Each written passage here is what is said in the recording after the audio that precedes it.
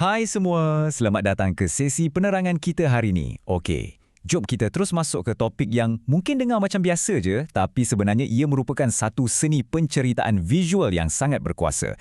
Hari ini kita nak kupas bab 2 daripada silibus geografi, iaitu cartapai. Daripada anda pening kepala tengok barisan data mentah yang panjang dan membosankan, kita akan ubah anda menjadi seorang detektif data. Cartapai ni ibarat alat rahsia kita untuk menterjemahkan nombor jadi satu cerita yang jelas dan menarik. Tapi sebelum kita mula buat carta kita sendiri, tahu tak satu fakta sejarah yang agak cool ni? Cartapai ni bukanlah ciptaan era digital yang moden tau. Ia sebenarnya dah wujud lebih 200 tahun lepas. Tepatnya pada tahun 1801, dicipta oleh seorang perintis grafik statistik bernama William Playfair. Hebat kan? Dah lama rupanya manusia guna bulatan ni untuk fahamkan dunia di sekeliling mereka. Jadi, untuk sesi hari ini, plan kita cukup ringkas. Kita akan mula dengan apa itu cartapai, tengok ciri-ciri dan kegunaannya. Lepas tu, kita masuk bahagian macam mana nak kira data, cara nak melukis dengan betul, dan akhir sekali, macam mana nak mentafsir carta tu macam seorang pakar. Okey, jom kita mulakan dengan bahagian pertama, pengenalan kepada cartapai. Apa sebenarnya benda ni? Secara asasnya, cartapai ini hanyalah satu perwakilan grafik. Cuba anda bayangkan sebiji kek atau pizza yang mewakili satu jumlah keseluruhan. Lepas tu, kita potong-potong kepada beberapa bahagian atau sektor. Tujuannya supaya kita boleh nampak pecahan data tu dengan mudah, hanya dengan sekali imbas je. Masuk bahagian kedua, ciri-ciri dan kegunaan. Kenapa carta ni wujud dan bila kita nak guna?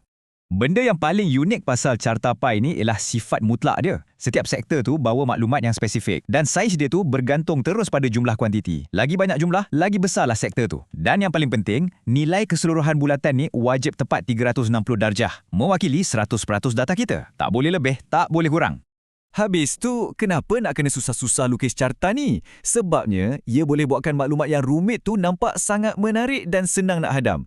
Memang cukup berkuasa kalau kita nak tunjukkan perbandingan atau taburan data. Contohnya macam kalau kita nak tengok sumbangan sektor ekonomi terhadap pendapatan negara atau dari negara manakah datangnya pelancong asing yang masuk ke Malaysia.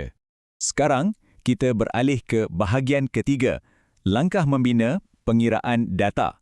Ini fasa persediaan teknikal kita. Cuba tengok set data dunia sebenar ni sekejap. Ini adalah jumlah kedatangan pelancong ke negeri Pahang pada tahun 2016.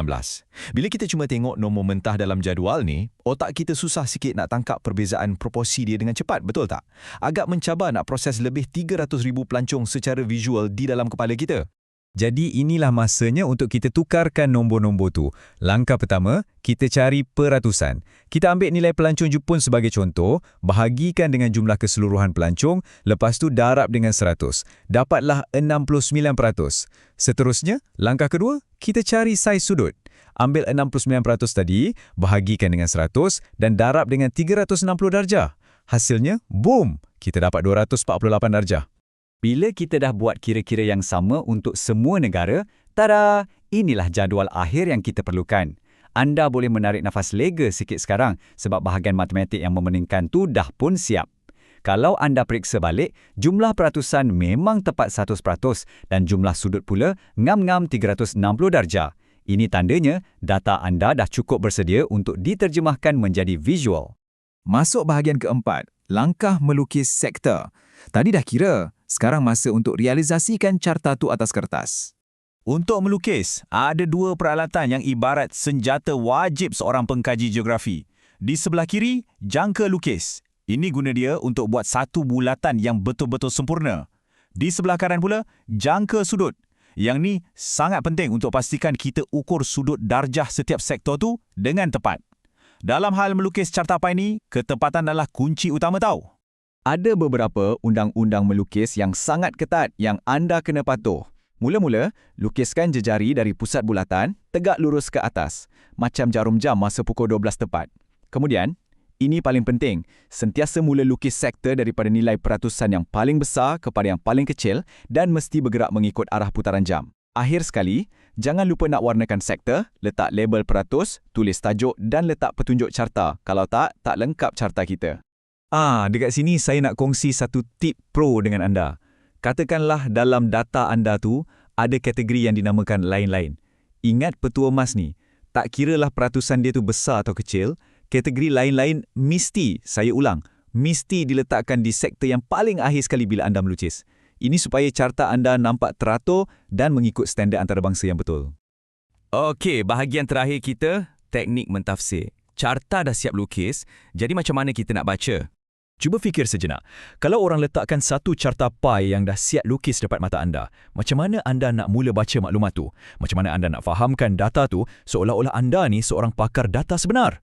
Rahsianya terletak pada rangka kerja berstruktur ni. Jangan terus main teka dan buat kesimpulan je. Mula-mula baca tajuk dan tengok sektor untuk fahamkan konteks data. Lepas tu, cari pemenang iaitu nilai yang paling tinggi dan cari yang paling rendah. Kemudian, anda kena hitung perbezaan antara nilai-nilai itu. Dan sampailah ke langkah yang paling kritikal, huraikan isi tersirat. Tanya diri anda, kenapa data ni bentuknya macam ni? Jom kita aplikasikan pada data pelancong ke Pahang kita tadi. Secara visualnya terang lagi bersuluh, Jepun mendominasi carta kita dengan 69%.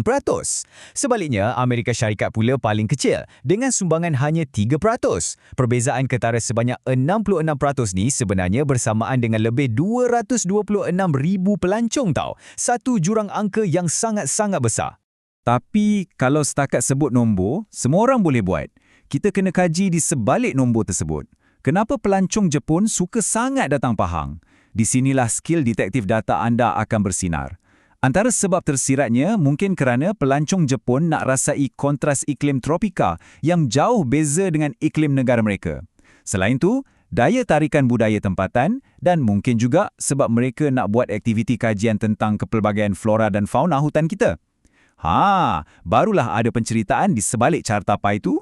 Jadi ini membuktikan yang carta pie ini sebenarnya bukan sekadar bulatan matematik yang bosan. Ia ibarat jendela yang membuka cerita-cerita menarik tentang keadaan dunia kita. Persoalannya sekarang, kisah tersembunyi apa pula yang bakal anda bongkarkan daripada data anda sendiri nanti lepas anda dah kuasai alat detektif data yang terunggul ni? Terima kasih sebab luangkan masa bersama dalam sesi penerangan hari ini. Teruslah bereksperimen dengan data dan kita jumpa lagi di sesi penerangan yang seterusnya.